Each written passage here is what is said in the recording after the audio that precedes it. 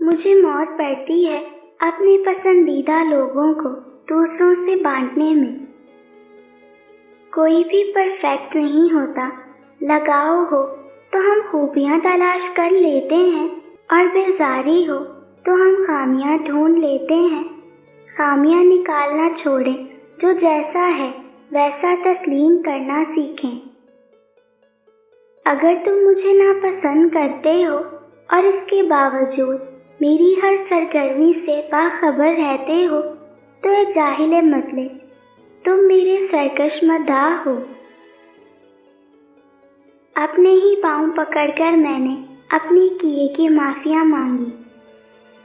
یقین مانے کچھ مرد اپنی پسندیدہ عورت سے نکاح کے لیے اللہ کے سامنے روتے ہیں۔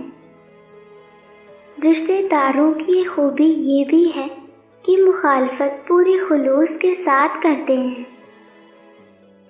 99% لڑکوں کی خراب نیت یا محبت حسن کو دیکھ کر ہی جوش مارتی ہے، اور سیرت سے محبت کا دعویٰ کرنے والا صرف وہی شخص ہو سکتا ہے جس کی محبوبہ کا نام سیرت ہو۔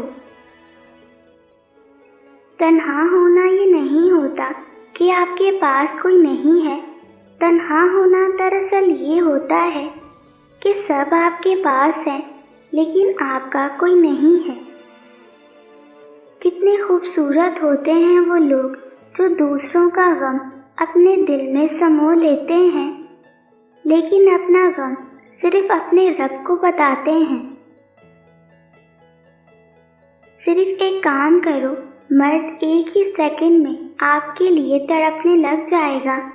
مرد کے سامنے کسی اور سے بات کرنا۔ اللہ کی رحمت سے مایوس نہ ہونا، وہ تمہاری ہر دعا سن رہا ہے، قبول بھی کرے گا، موجزے بھی دکھائے گا اور تمہیں تنہا نہیں چھوڑے گا۔